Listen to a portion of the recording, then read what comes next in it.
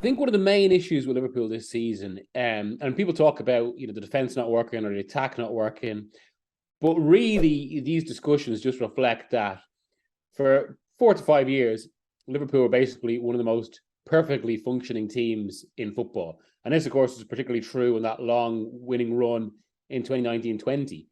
I mean, they were just perfectly synchronized. And it wasn't really that it was about different areas working well. It was that it all connected together so much. And once there's a breakdown in some of that, and we saw a little bit of this in the 2020-21 season when they had midfield issues, and that affected the press, which affected how it worked and caused issues elsewhere, particularly in defence when they lost Van Dijk. And it feels like it's happening now, but on an even bigger scale in more areas. So an issue in one area basically affects everything else. I mean, I must say, another side of it as well is that Liverpool are basically, their defence is easier to get at, which makes the defence look worse because they can't attack in the same way.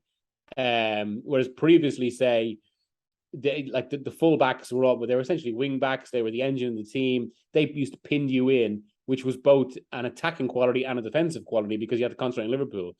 Whereas now, I think that's one of the first issues that the wing-backs have been rumbled, say, or opposition sides now to prepare against them. And that causes, and Klopp is trying to kind of figure out a solution to that. One of them, of course, being the change in attack. And so really it's a case right now trying to find a way out, and hence we've seen so many different formations, including this 4-2-4 formation, which is fine against the likes of Rangers, but against an Arsenal or Man City seems a mistake.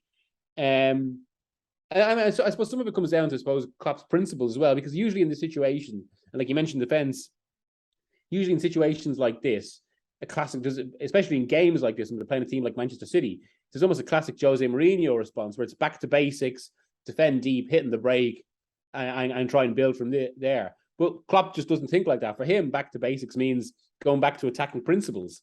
And it's one of the interesting things about Liverpool at the moment, but equally means a solution is difficult to see, and it might require a fair bit of patience. There's almost a dual problem when it comes to facing Haaland. Well, it's more than a dual problem because, yes, he is unique as a footballer. To be that size, that athletic, and be that technically good poses a lot of problems. And it's kind of something we've never really seen before.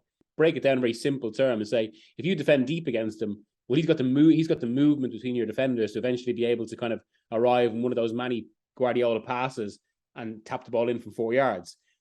Equally, if you step out, that's almost the most dangerous because it just leaves Kevin De Bruyne to release him. So it does feel like teams have to figure out something against Haaland, something different. And it's possible that it could be one of those situations where it's almost the counterintuitive solution. Because one thing that Haaland does is he does affect the kind of structure of a Manchester City team. Whereas, I mean, for so long, obviously, Pep Guardiola would have wanted his number 9 or a false 9 to drop back in so he has an extra number in midfield. Haaland doesn't do that. So much has been made of his lack of touches in general play. And while that obviously means City are going to score a lot of goals, it has meant they're a little bit more stretched in terms of team structure, and they can be a bit easier to get at defensively. But of course, usually that doesn't mean you're going to be able to hurt them, beat them 2-1. It usually means you'll get 2 goals, but you'll concede 6. But maybe that's one of the potential solutions, that you actually try and play high and focus on City. It's just obviously the difficulty in finding the right balance against a player like that. And it's one of the more interesting themes of the season. I haven't been surprised by how Chelsea have played. I actually think we're seeing exactly what I expected from Potter with better attackers. Because, without meaning to discredit Brighton in any way, ultimately they don't have as many resources as Chelsea. They had lesser players, or players who didn't have the same technical quality. And so we kind of saw the product of that, which was good tactical setups from Brighton, constant improvement. But equally, there was frustration in kind of translating all this good structure into regular goals and regular wins. He has real finishers at Chelsea now. He has real quality up front. Hence, we're seeing that same structure to his teams, but with an increase in goals. And I think that Potter's game so far, they've almost been the definition of, quietly going about a good job. Because I've been encouraged by how Chelsea are playing, really impressed by their tactical variety and how he almost has a different lineup and a different system every game. And I think also someone close to Chelsea put it to me this week that that's actually quite an understated and subtly clever way to engage the dressing room and to keep everyone happy, because it means everyone's involved. And yeah, I mean, obviously he's got big tests still to come, but so far he's steadied Chelsea and he's given them something different, and they're playing nice football.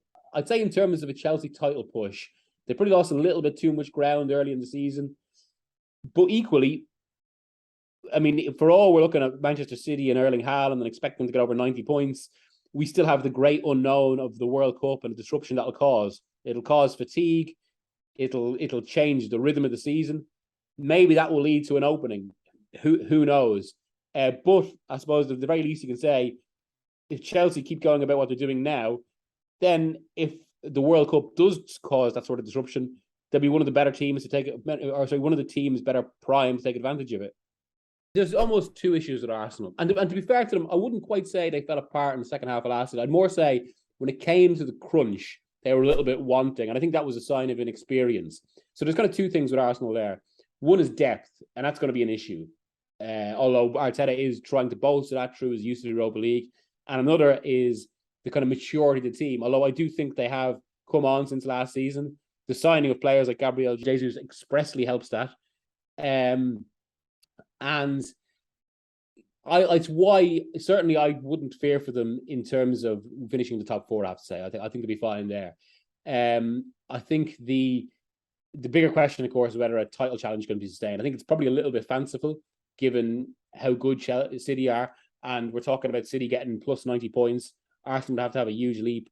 But the one thing I would say with that is, given what Arsenal are as a team now, given they're a burgeoning force, and this is a little bit like Napoli in this regard, it's usually around December and the busy Christmas schedule that teams like this, playing on a distinctive momentum, start to run out of steam a little bit. But this season, you've got the break of the World Cup. And that might be just a sufficient kind of psychological change to ensure that just as that momentum is broken, it actually goes the other way, and they come back and they can rediscover it again. So, I mean, again, so much comes back to the unknown of the World Cup. But certainly, I wouldn't have too many fears for Arsenal. I would generally be encouraged by their season so far, despite the fact that Manchester United had suffered two of the most drastic and alarming defeats in living memory in the first few weeks of this season, one against Brentford, one against Manchester City. I would still be generally encouraged by Ten Hag. I think what that did was emphasize the scale of the job he's had to do. There are still so many gaps in that squad to fill. That's both in terms of personnel and technical quality, but also in terms of tactical awareness. I mean, ultimately, like as was put to me in the summer, a lot of these players are actually learning a completely new system of football to them. Especially having a lot of them haven't been through Solskjaer and Mourinho, but Rangnick really the only kind of introduction to a more modern style of football. And even Rangnick hasn't been around the top jobs that much in that regard. So Ten Hag is trying to he's almost trying to impose something totally new. Hence the early issues with playing out from the back. But so I think those gaps are going to bring some bad moments. But I think what's been encouraging is the resilience they've shown in recovering from that. The way they went from to defeat the City to a really dogged win over Everton. And I mean that there's been steps in the right direction. Obviously, I mean, we can't say Ten Hag's finally the successor to Ferguson. No one will ever be a Ferguson. But in terms of have Manchester United appointed a progressive modern coach who can potentially win trophies again, yes, I would say I would be encouraged. That they mightn't come quickly, but I think with a bit of trust here and a bit of faith that it can be positive for United.